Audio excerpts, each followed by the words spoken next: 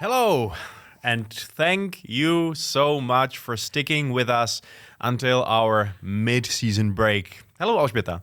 Hello. I don't think it's mid-season. I think it's like a one-third season.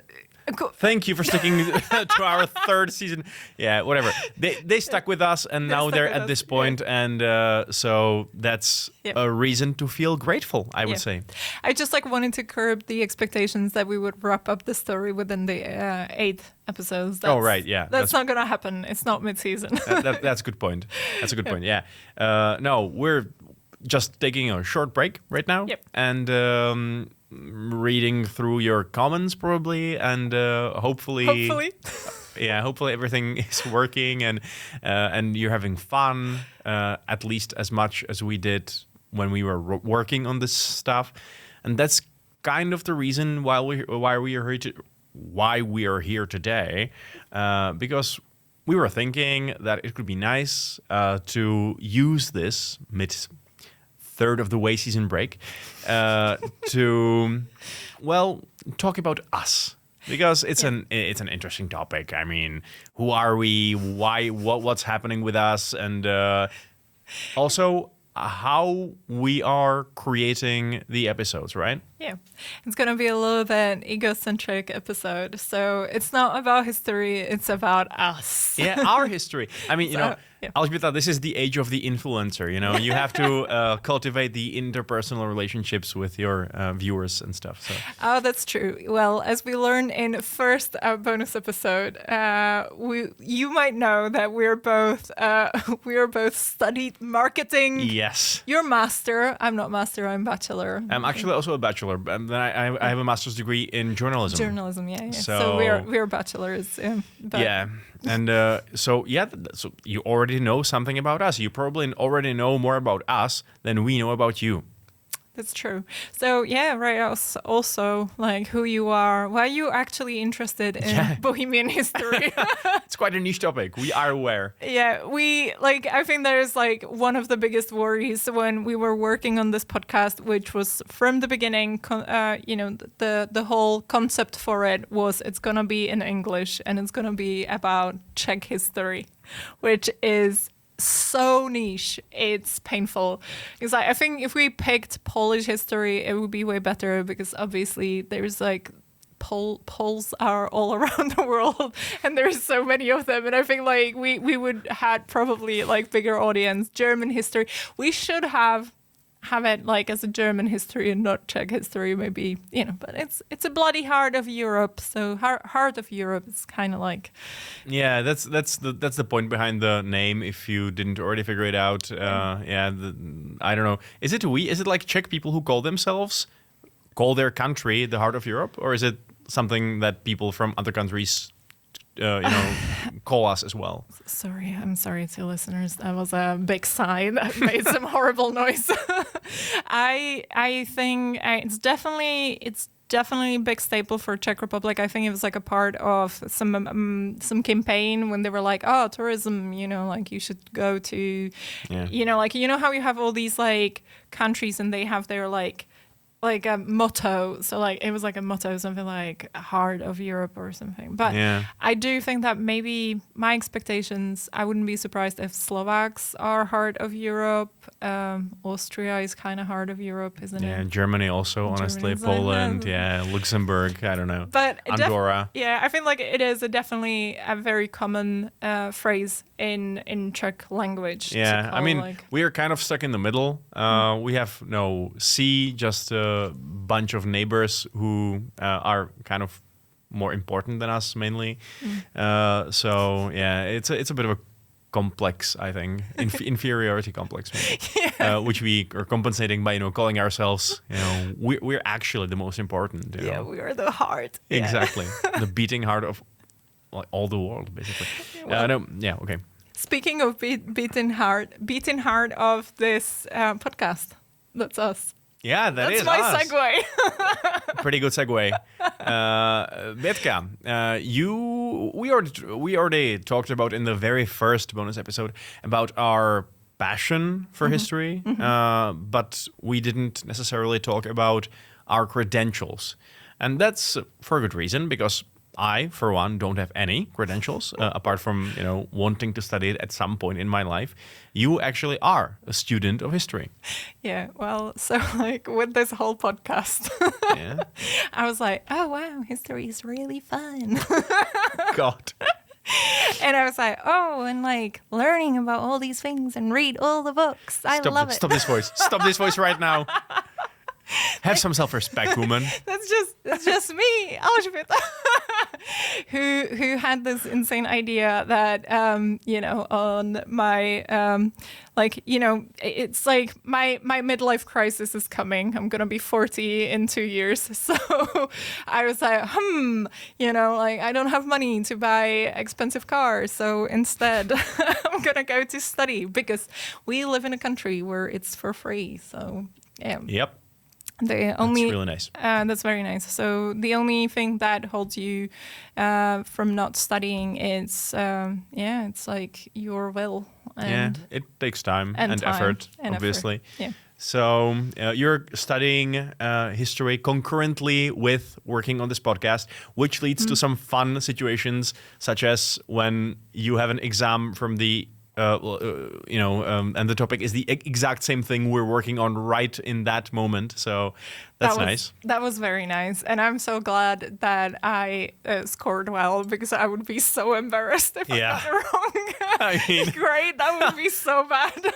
No. I got A, so it's all good. They were very happy with my knowledge. So it's fine. Yeah. But it was like right now we are doing like medieval history. It's going to get obviously, the more modern history later on as we are going. But the medieval one ended well. So I'm glad. Yeah, good work.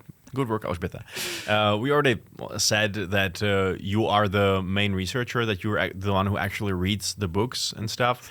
You sometimes research too much. Yeah. Well, I do sort of the quick research stuff on Google and stuff. But no, that's fine. I don't need to steal your glory in this. But before we get into the process of how we actually do this, I think that it's worth mentioning that there's a bit more connection for us with this topic than just our interest in history, just in the cynical calculation that the Hussites and Jan Žižka and stuff will help us sell well, marketing. It's also that both of us, as you might already know from the first bonus episode, have a background as games journalists. Yes. We have worked together in the same medium for quite a while.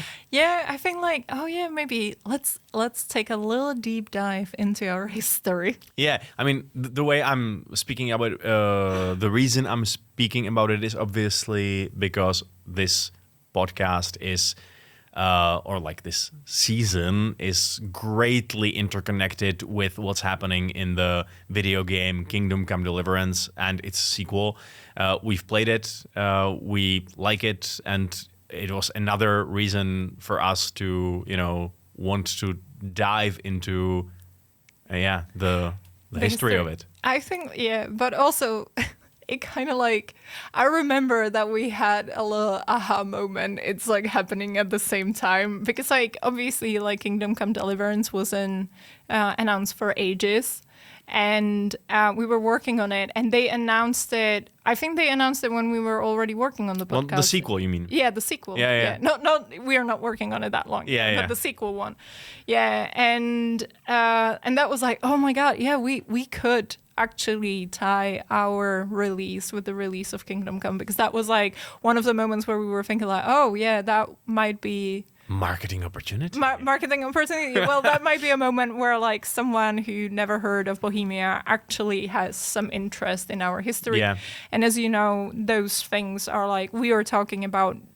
We tackle definitely the things that are happening. Yeah, for real. I mean, it does make sense because this is pre-recorded. We don't have the numbers yet, but we already know that from the pre-orders alone, this is going to be a huge hit.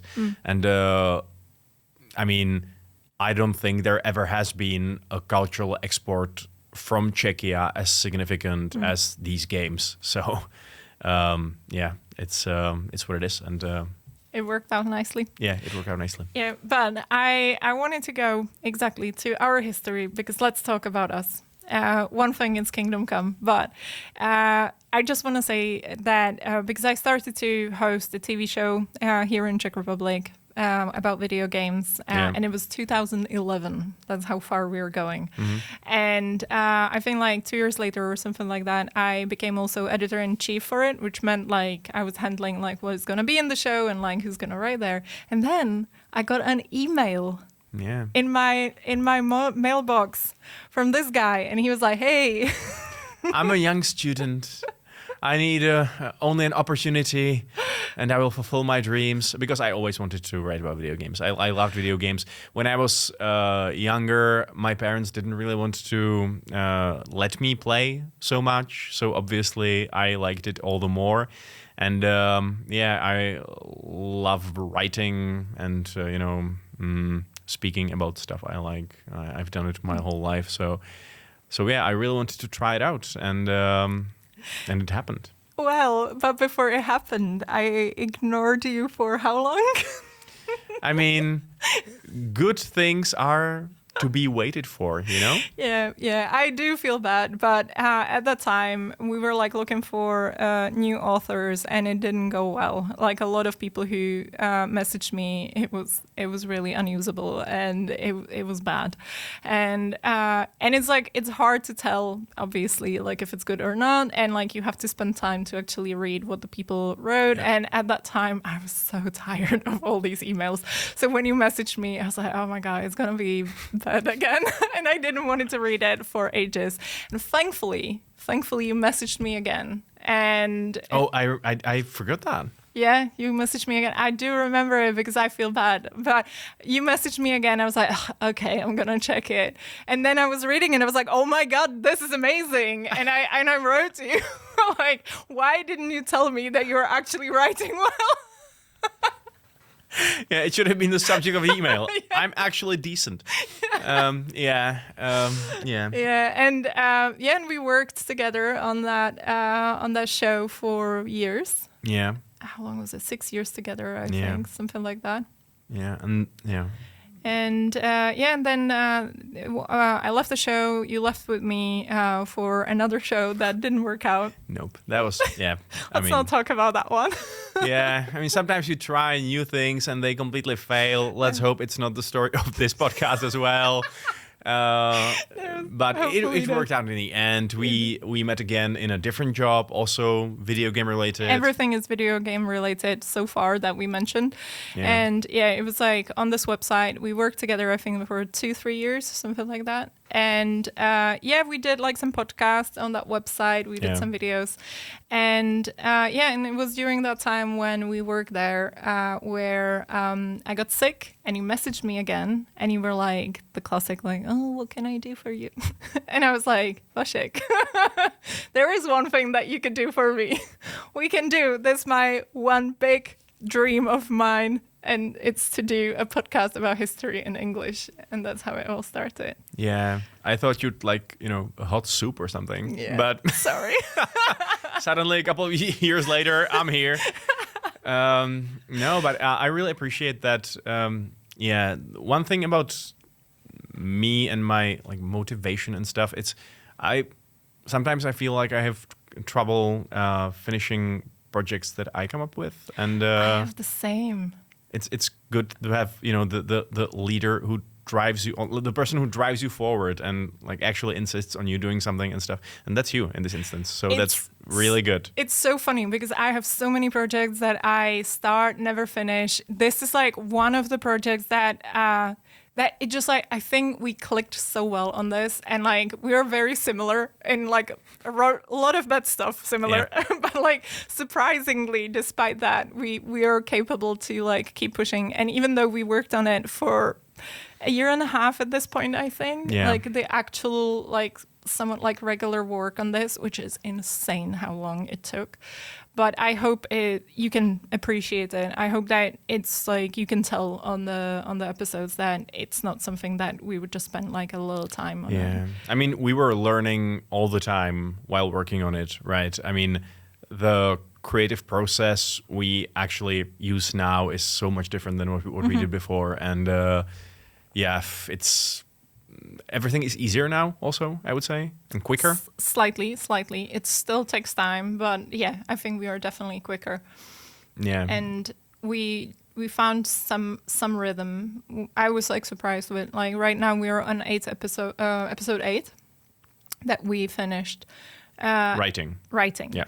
And that was like surprisingly very quick. Yeah. But also, I don't know, like it depends, right? Like some stuff is just like quicker, some stuff we get stuck. Like I think episode 4 gave us like absolute headache, and that took ages. I think as I was like looking into Google Docs, I think we worked on it for 2 months or something like that. Yeah, and that was full of like radical changes in the whole flow and structure. And it was kind of heartbreaking sometimes to just take all the paragraphs we've already written, and they were nicely written and stuff, and just take them out because they just didn't fit anymore into the vision of the episode.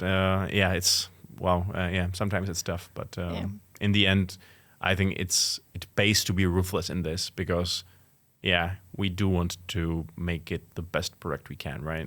I think that's another thing, that we are quite similar in what we think that is like our level of quality, that like where we want to, like where we are happy, that like, okay, this is finished, which is so nice that we are like aligned on this, because if you were someone who would be just okay with something like way worse, I think it would bother me so much.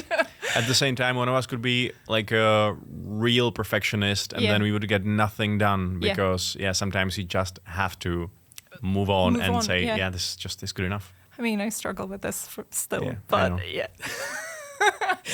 I said it like multiple times, but it's absolutely true. Like, I'm so grateful for Vašek when it comes to like exactly like that you work with me on this, because you I was saying, like, if I did it myself, I would be still in the first episode rewriting the first sentence over and over and over, because I would be still like, still not the one that I would want it. And the fact that you're pushing through this, this like initial, like, okay, we just need to write something and then we can do a second pass, which is so like, okay, yeah, we will do second pass, it's fine. And then like most of the time, the second pass, like after some time, we give it a rest, then I see it with fresh eyes. I'm like, this is actually pretty good. Like, it doesn't need, unless it's episode 4. Yeah, either we find that it's actually pretty good, or it's far easier for me to identify the problems and mistakes, what doesn't work, and just pick what should just be gone, Yeah. This to really take your time and not be in a huge rush is an asset.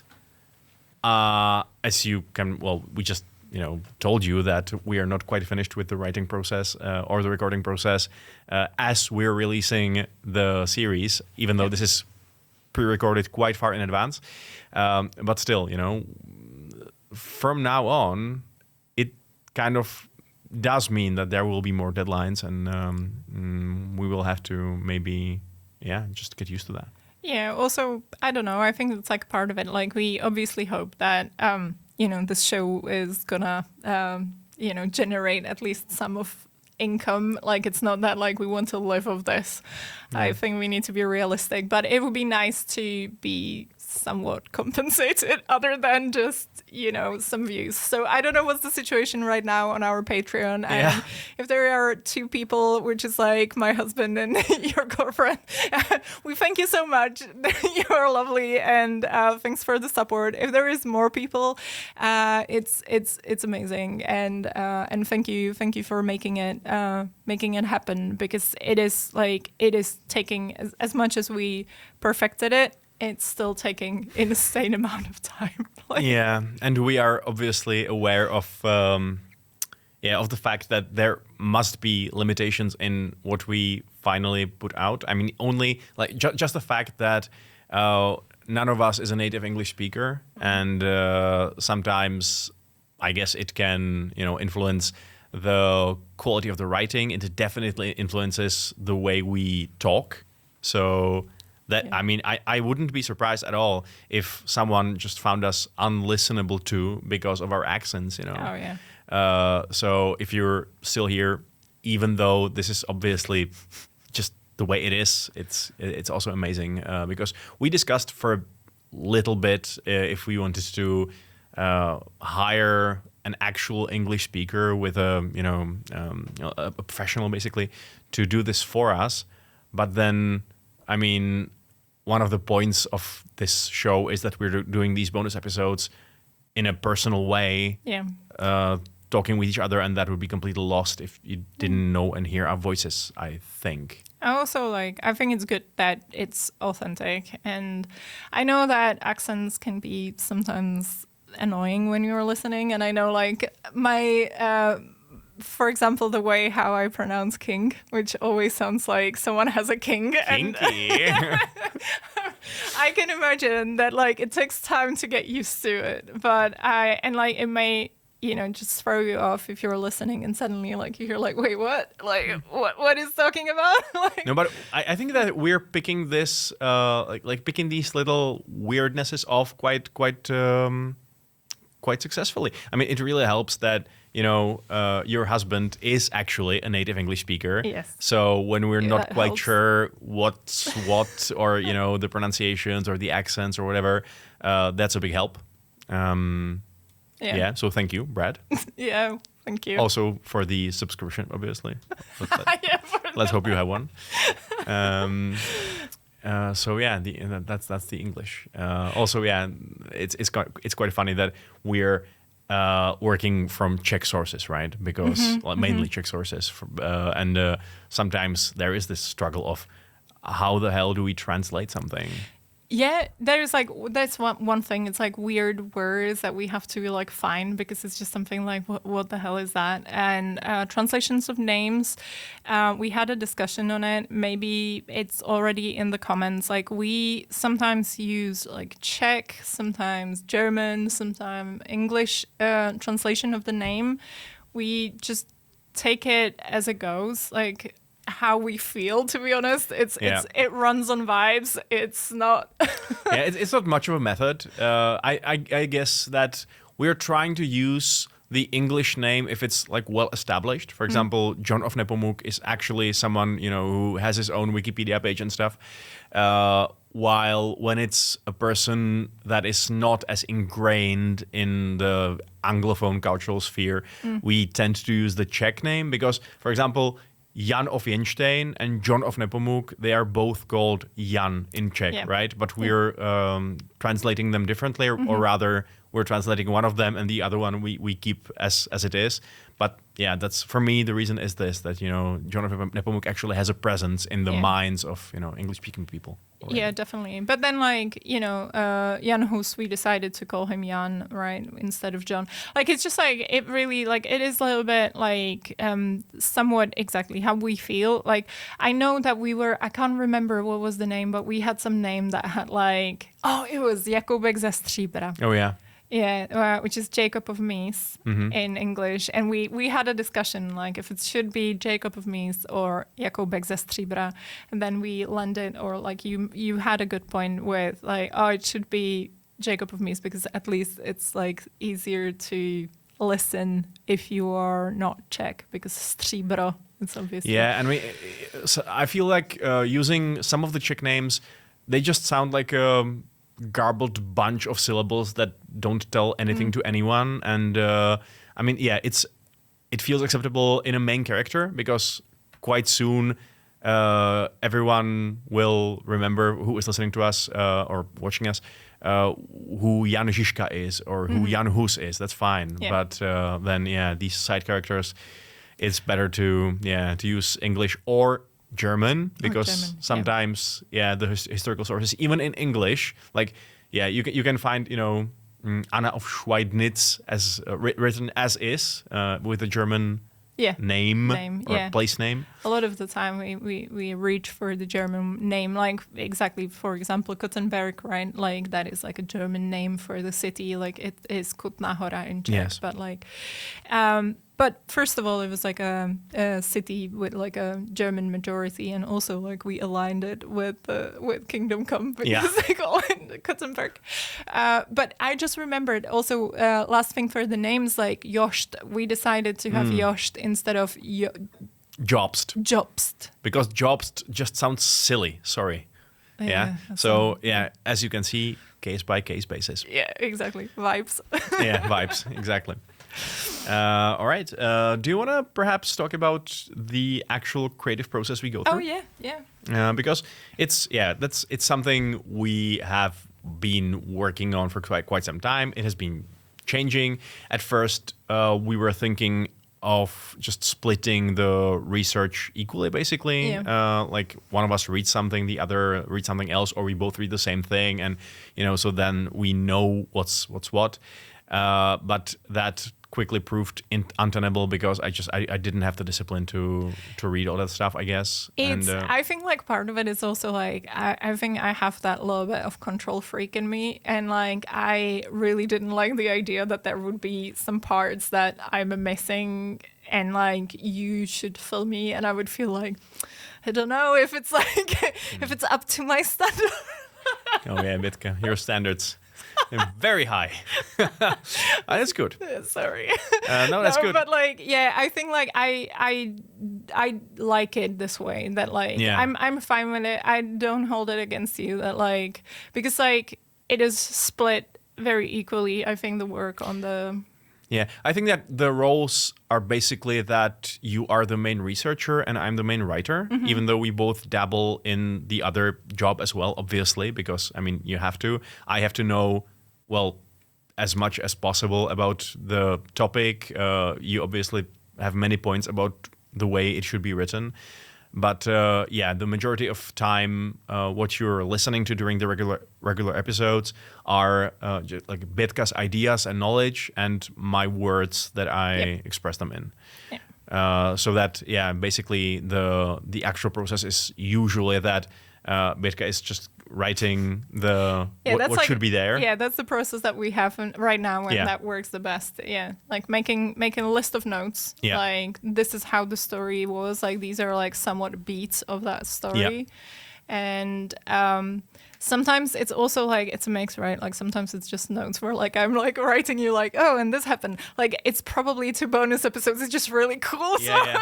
And sometimes it's the other way around where I feel that narratively we're missing something, and I tell you to find me something. Yeah. Can we use another character in here? Yeah. Is there someone who died there? Is there someone who did something, accomplish something interesting? And so it is like interplay. It's not just straightforward. You give me notes. I produce the script. But and like this is, by the way, happening in real time, where like we are on a call together, and it's like Vasek is writing, and I'm there with him, just like and we are like making it really together, right? Like you're writing it, and like exactly, and like then in the middle of it, you're just like And sometimes it's so like perceptible that. The episode has a good flow for both of us when we're just not saying anything, and you can hear the clicking of the keyboard, and then suddenly one of us goes, and we know there's a problem, something doesn't work, and I think that, I feel like it's half and half in the way, like in the amount of our disappointment or whatever, like that we stop the work and just think about it, and it is like by the way, I really love the moments where you write something and you're a little bit brave and you go into some speculations and you're like, can you read it, is it true? And I'm like Yes, that ties to the next point, because there have been many moments in which we had to choose between being a bit more adventurous with the details or sticking to the straight historical fact. And obviously, as you would probably imagine, I always try to lean into the good story part, whereas Elžbieta, I mean, she respects it, I think. You do, right? Yeah, but I do. At the same time, you're quite capable of telling me, no, this this is imagination, not history. We stop here, you know. Yeah. There are some things like exactly like, and it is heartbreaking because sometimes the history is just it's frustrating a lot of the time. You wanted to like you have a story that you want to lead towards, and then the history just goes completely different way, or you don't have enough information, and it would be just a massive leap to fill it that way. I mean, sorry. I just have a point about this because the worst thing that happens, I feel, is that the best stories we write, I feel, are based around characters, right? Strong characters, interesting characters, who we can relate to in some way or get inside their heads a bit. Definitely, yeah. And sometimes what happens is that we think we have a character nailed down. We think we understand Wenceslas. We understand Sigismund. We know what they're like. And then the history tells us they do something that doesn't fit into the construct we made. And that's the worst, because suddenly the whole perspective shifts. And, you can either ignore what happened, which I don't think we're doing too much. Or you can. No, I don't. I mean, sometimes you can just attribute it to I don't know. Sigismund just did some weird shit. But other times it just forces you to reevaluate and to go back and see things in different light. And it's probably noticeable that I really. It's a bit hard for me to go back to a work I've already done and do it again. But yeah. But I think it's always worth it. I think exactly the episode 4, as I'm like talking about it, and it's like probably for you is the freshest that you had in your mind. Like it did gave us a lot of headache. It was absolute pain, and I remember like when we did the changes and then we read it after some time, like when you have like that fresh perspective, and we were both like, wait a second, this is actually like this is a solid episode, like from what it was before and how it wasn't working. But it's so frustrating when it doesn't work and it's just you hit the wall. And I think like talking about history is complicated. It's like, it's not a classic storytelling exactly. You can't just like shift the story as you want. You have to respect what was happening, but at the same time, you cannot just like name the dates and like, and this happened and this happened and this happened. You need to give it some character because we want the people to enjoy it. We want it to be a good stories, and it's really hard like to find that balance between those two absolutely things. Because obviously a lot of the time we do engage in speculation in trying to see into a head of a person who is long dead and didn't leave enough evidence or tracks for us to really go by. In the end it is supposed to be a story and not a chronicle, I guess. Maybe I think it's worth. I didn't prepare it, so I don't have my notes here, which is horrible. But I was thinking like maybe give it some credit to historians. I definitely. I hope that we will have. Sorry, we don't have this like prepared yet, but I think we will have probably like a list of books on in the descriptions and stuff like that, like our resources, and you will find them on our Patreon. But most of them are in Czech. But there are definitely historians that really help us to navigate. There are like great historians that are really good with giving you those different perspectives. So like a lot of these perspectives we were taken from them. And it's not to like steal someone's work, but it's more like exactly like he's a historian. He knows, like he spent like his whole life with Hussites. Let's say like Petr Čornej, who's absolutely, he's the GOAT. Love him. Wait, that was like millennial hard. He's amazing. Jiří Spěváček, he was another absolutely brilliant historian who like he showed me Wenceslas in such a lens where I was like, oh my god, yeah, this is amazing character, and I love him for that. František Šmahel, another like a great historian, and there is more. I just like. For now, let's just keep it there. But like, like we do work with these, and like exactly like we are I don't take it as stealing. I just take it like, okay, we are referencing like the historians. Yeah. It's just because they know, like, for example, exactly like Petr Černý, he has like this massive book about Jan Žižka, which was super helpful for us. And it's great in like seeing the world through Žižka's eyes and like getting a little bit to know him like as a character for us. Absolutely. At the same time, I feel like we're not like slavishly copying. No. It's like sometimes some things in the historian's representation don't make too much sense. So, you know, we try to find out more what the Englishmen say, for example, you know, because sometimes there are quite different perspectives on things when you're not actually a Czech person, because all these historians are in the end Czech people, and thus they have to be biased in some way, you know. But and sometimes we just like look into chronicles. It's not that we would be just working with books that wrote someone already. Like there is this great chronicle that we reference quite a lot, which is Lawrence of Březova. Yeah, I mean he is my favorite, because I mean those primary sources they tap into something Alžběta was already talking about, and that's the a difference in communication styles between people now and people then. And it's just so much fun to see into a head of a person who was living back then and actually, you know, is trying to tell something to his contemporaries. Honestly, probably my favorite parts of the episode are usually the dramatic ones, which is obviously the dramatic intro we always open the episode with, because I love the acting or dramatic aspect of it. Because theater is also one of my hobbies, and also these like inside the regular episodes, these just bursts of actual honest to God words the people back then wrote.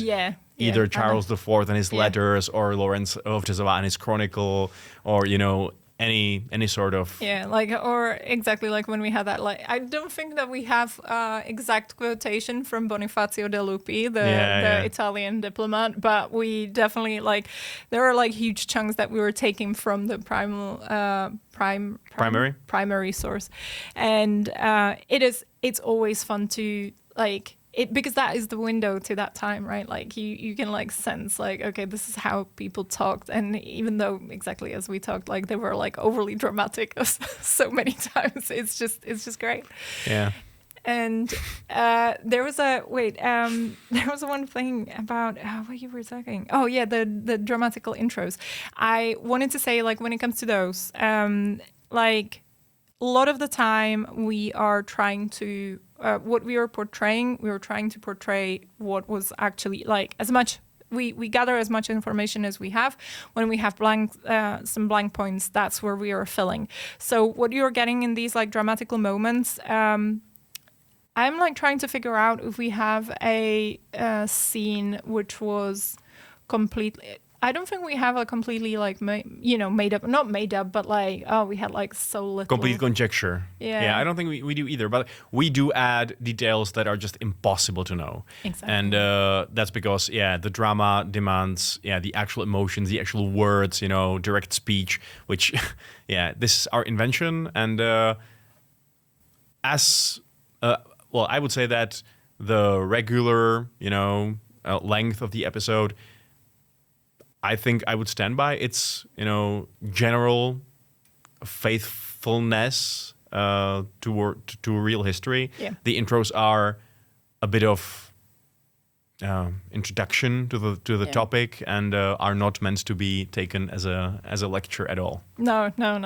So, but like they were like, it's like a little bit hard to like differentiate like what is us and what is history. Like I know in episode, I bet we're gonna talk about it in the bonus episode when we get to it. But like the intro for Jan Hus episode, there are exact words that we have recorded that were spoken. But then in episode, I don't know which one is it, but when we have, it's definitely one that is not yet out. But when we have Jan Žižka and his other Hussite bros just arguing. I know what you mean. Yeah. This is the exact scene that popped into my head when you started talking about it. Yeah. So like those are moments where like, okay, like they kind of talked about it. We kind of know what was said, but yes. Yeah. The meeting happened. It had this result. We know that this was basically what was communicated, but the actual who stormed out of the room, who shouted at whom. I mean, that's us. And also, like, I know that was like, because it bothers me, sorry, I need to say that. But like because like exactly Lawrence was quite good at like recording like what happened there and who was talking and what he was saying. And I know that we kind of like swap some characters and it's fine. It's like whatever. It's not like a huge deal, especially since it's the intro. But it's exactly like the what was happening. We got what was happening and we got the main stuff. So yeah. So that's the writing process. Yeah. I'm like trying to figure out if we have anything to add to the writing process. I think that's it. I don't think so. Yeah. But then that leaves the recording. Then the recording. Yeah. Which what you see right now around us, if you're watching us and not listening, or watching and listening at the same time, whatever. This is a really nice studio, don't you think? But this is not the studio where we record our normal episodes. I'm thinking like that would need some like I have actually a video of like you being in a booth, me checking. So the recording, the whole story. We actually went to record to a professional studio like last year in summer. We went to a different city because Prague is too expensive for us, and we went there. We had like a full day of recording. We realized, by the way, that it is hard to record in English. It takes so much time, and it's painful. It's painful since this is not our first language. I think I'm pretty sure I would do like way better in Czech if the text would be in Czech. But anyway, it's tough, and but because it's tough, I think we didn't feel so comfortable doing it in professional studio because we had like a sound guy, and the sound guy was a little bit like snarky about not doing it on a first take, and like he was constantly like having some comments, and I couldn't, like, it was so much pressure, like extra pressure. It was like pressure from me to get it right and like pressure from this guy, and I didn't like it at all. So and also he didn't it was kind of inconvenient for him and for the studio to let us swap in the booth as often as we would like. And so that meant that the recording sessions for each of us were very long. And we both know with Alžběta that when we get tired and we fall low on energy, it's really noticeable on our performance. On their performance, on the language even. Yeah. Definitely. So I bought microphone. I bought some like the soundboard and all these things that you need to get, some cheaper ones. Well, I hope you can't tell. And we built a record booth at our house in our bedroom, which was like a whole thing where like we wanted to do it in my office, but it turns out there was some weird like electric interference and you can hear like really like nasty humming. Yeah. So like it was such a process. And we are like, I don't know if I show you a video or photo or here, but basically the booth looks like some Bedouin tent where it's just a bunch of blankets thrown over, and then we have microphone and we do the audio there. But it's much more comfortable than it used to be, Alžběta. It used to be even worse. It used to be that the blankets fell on your head quite often. Now it's at least stable. It's standing on its own, which is good. That's true. Like before, I forgot. Yeah, we bought some extra frame that is holding in a little bit better now. I mean, it was impossible to get in or out back then. Yeah, I mean, this is a huge upgrade, Bitka, and you should be proud, and Brad should be proud for helping us construct it. Yeah. And this is nice, obviously, but that is also nice. So. And by the way, speaking of, like, sometimes when we were recording and like our dog started to licking his balls, like we had to stop because it was too loud. And like, yeah, he likes to be there to support us emotionally, but then, you know, licking his balls is also an important part of his day. I don't blame him, honestly. Yeah. Well, so recording tough, but laborious process, I would say. But I'm quite happy with the result. Is so much better if you compare it to what we did in the professional booth. Absolutely. Like, the audio might be a little bit worse, but I don't think that much worse. And yeah, I think it's comparable at least, and it's not only easier for us and more convenient for us, but it's also just better. What comes out is better. Yeah, and definitely, like, the performance, like, I think we got better, and I hope we got even better, like, as the episode's gonna go on, because it's like, but it's tough. By the way, just to get you in perspective, so maybe some numbers. So we have blocked out for writing an episode, month and a half of work. For recording one episode, usually 3 days. Yeah. So it's insane. The amount of hours that goes into this show is absolutely insane. I really, really, really hope it's like you can tell and you can be like, oh yeah, like it's such a good show. I mean, for the record, we're not saying that, you know, every good show must. People who make the show must spend this ridiculous amount of time on their own shows. We're just saying that for us, it takes this long. And that's obviously also because at this specific thing, we are quite new. Yeah. But, like, I think the passion is carrying us. As much as cheesy it sounds, it is definitely something, like, exactly, we talked about, like, how many projects we have, and, like, we started them and never finished. And, like, this is amazing. I'm, like, so proud of us, really. Like, sorry, this is, like, an episode where, like, we're just talking nicely about ourselves. But it's true. You know, if no one watches it, we can at least show it to ourselves and gain some confidence from that. Yeah. That's fine. Yeah. So that's recording. Do you have anything on your amazing list what we should talk about? Or? No, I think that's it. I think we've probably, hopefully, told people what we wanted to. How it's done. Well, that is the process. Maybe, like, just to get a little bit back to us, it's just an episode about us. Let's talk about it. We're the characters for once. Yeah. Let's do some dramatical rendition of of our meeting. I will write you an email. Alžběta walks into the studio and she thinks, whatever. Go on. No, but exactly, like we talked about our work, but when it comes to passion, we said history, blah blah blah. Of course, we are doing history podcast. But I want to know. You mentioned exactly. You like theater. You like video games. Let's go personal. Like, tell me what are your favorite games?